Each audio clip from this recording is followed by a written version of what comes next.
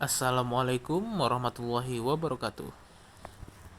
Halo, saya Muhammad Razak Abdillah.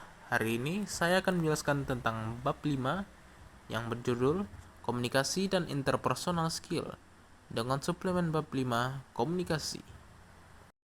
Baiklah, saya akan membuka dengan pengertian dari komunikasi. Komunikasi adalah proses penyampaian pesan dari satu orang atau lebih kepada orang lain dengan tujuan berbagai makna, memberi informasi, memengaruhi sikap, pendapat, atau perilaku, baik secara lisan, tulisan, maupun melalui media. Komunikasi bersifat dua arah, dipengaruhi konteks, dan selalu mengandung umpan balik serta gangguan atau noise. Selanjutnya ialah komponen komunikasi.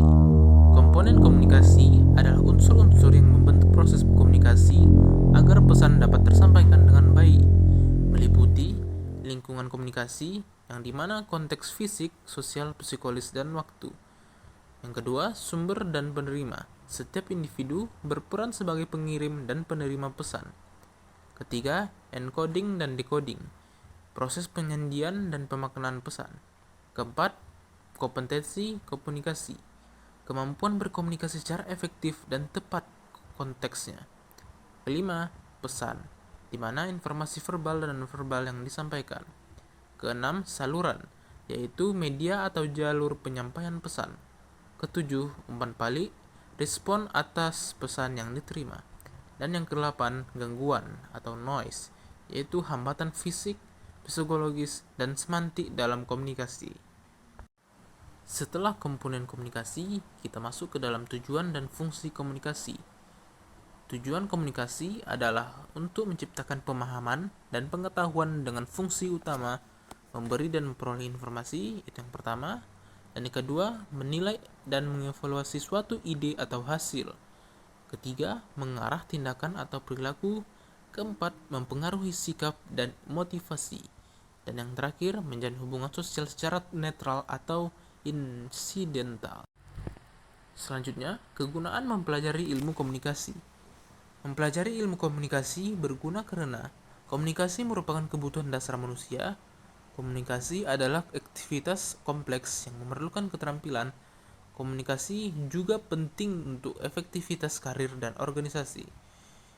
Komunikasi dalam pendidikan tinggi tidak otomatis menjalin keterampilan komunikasi.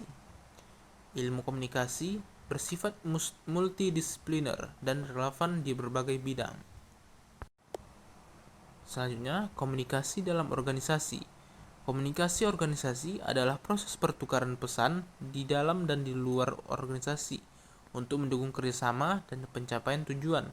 Terdiri dari dua komunikasi, yaitu komunikasi makro antara organisasi dan lingkungannya, dan komunikasi mikro antar individu dalam organisasi.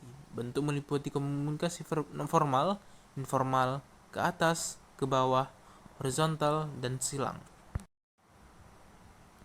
Teknik presentasi.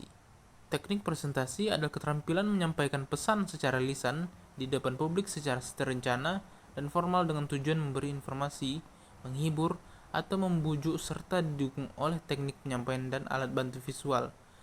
Serta untuk persiapan presentasinya ialah tahap perencanaan yang menentukan keberhasilan presentasi, meliputi analisis audiens, peninjauan lokasi, penyusunan kerangka, penyusunan materi, penggunaan alat bantu, serta latihan penyampaian.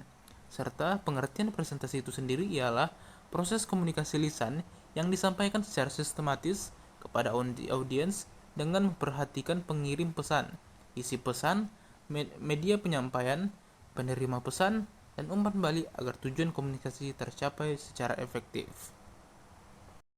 Terima kasih sudah mendengarkan sampai akhir. Sampai jumpa di lain waktu. Wassalamualaikum warahmatullahi wabarakatuh.